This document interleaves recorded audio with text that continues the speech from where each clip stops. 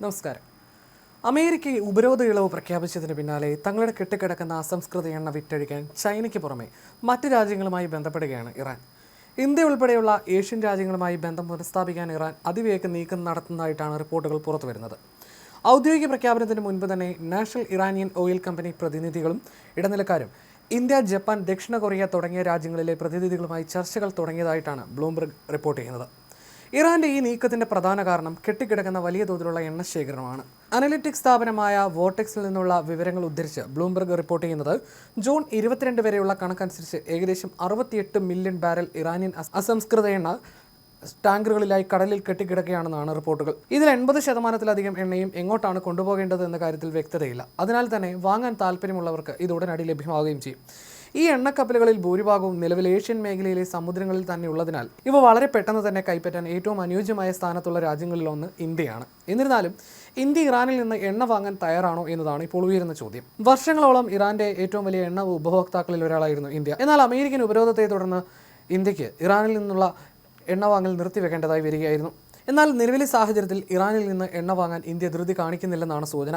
Hormuz കടലിടുക്കിലെ മാസങ്ങൾ നീണ്ട അനിശ്ചിതത്വം കാരണം ഇന്ത്യൻ കമ്പനികൾ ഓഗസ്റ്റ് വരെയുള്ള തങ്ങളുടെ എണ്ണ ആവശ്യകതകൾ മറ്റുറവിടങ്ങളിൽ നിന്ന് ഇതിനോടകം ഉറപ്പാക്കി കഴിഞ്ഞു. കൂടാതെ US നയങ്ങളിലെ അസ്ഥിരതയും ഇൻഷുറൻസ്, ഷിപ്പിംഗ് രംഗത്തെ സങ്കീർണതകളും കാരണം ദീർഘകാല കരാറുകളിൽ ഏർപ്പെടാൻ ഏഷ്യൻ വിപണി മടിക്കുകയാണ്. ഈ ഉപരോധ ഇളവ് താൽക്കാലികം മാത്രമായിരിക്കാമെന്ന ആശങ്കയും നിലനിൽക്കുന്നുണ്ട്. ട്രംപിന്റെ സ്വഭാവത്തിനനുസരിച്ച് US നയം പലപ്പോഴായി മാറിയിട്ടുണ്ട്. അതിനാൽ വീണ്ടും ഒരു ഉപരോധം വന്നാൽ അത് വലിയ പ്രതിസന്ധിയാകുമെന്ന് കണ്ട് ദീർഘകാല കരാറുകളിൽ ഏർപ്പെടാൻ രാജ്യങ്ങൾ മടിക്കുകയാണ്. ഇതിനു പുറമെ യൂറോപ്യൻ, ബ്രിട്ടീഷ് നിയന്ത്രണങ്ങൾ ഇപ്പോഴും നിലനിൽക്കുന്നതിനാൽ ഇൻഷുറൻസ്, ധനസഹായം, കപ്പൽ ഗതാഗതം എന്നിവയിലും സങ്കീർണതകൾ ഉണ്ടാകുന്നുണ്ട്. ഉപരോധകാലത്ത് ഇറാനിയൻ എണ്ണ കടത്താൻ ഉപയോഗിച്ചിരുന്ന ഡാർക്ക് ഫ്ലീറ്റ്, അതായത് രഹസ്യ കപ്പൽ വ്യൂഹ വിഭാഗത്തിൽപ്പെടുന്ന കപ്പലുകളെ അടുപ്പിക്കാൻ പല തുറമുഖങ്ങളും ഇപ്പോഴും വിമുഖത കാണിക്കുന്നുണ്ട്. അതേസമയം US ഇളവ് അവസാനിക്കുന്നതിന് മുൻപ് എണ്ണ വിറ്റഴിക്കാൻ ഇറാൻ നിർബന്ധിതരാകുന്ന സാഹചര്യത്തിൽ വലിയ തോതിൽ വിലക്കിഴിവ് നേടിയെടുക്കാനും ഒരുപക്ഷെ ഇന്ത്യക്ക് സാധിച്ചേക്കും.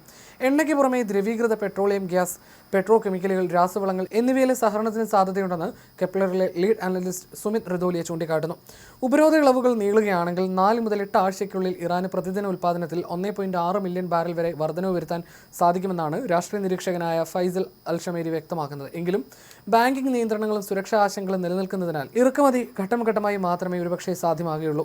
ആദ്യഘട്ടത്തിൽ ഇറാന്റെ പ്രധാന ഉപഭോക്താവായ ചൈന തന്നെയാകും എണ്ണ വാങ്ങുക. രണ്ടാം ഘട്ടത്തിൽ മാത്രമേ ഇന്ത്യയും തുർക്കിയും ഉൾപ്പെടെയുള്ള രാജ്യങ്ങൾ ഇറാനിൽ നിന്ന് എണ്ണ വാങ്ങാൻ സജീവമായി മുന്നോട്ട് വരാൻ സാധ്യതയുള്ളൂ എന്നാണ് പൊതുവെയുള്ള വിലയിരുത്തൽ. ബ്ലൂംബർഗ് റിപ്പോർട്ട് അനുസരിച്ച് ചില ഇറാനിയൻ എണ്ണക്കപ്പലുകൾക്ക് വെറും 2 മുതൽ 3 ദിവസത്തിനകം തന്നെ ഇന്ത്യൻ തുറമുഖങ്ങളിലെത്താൻ കഴിയും.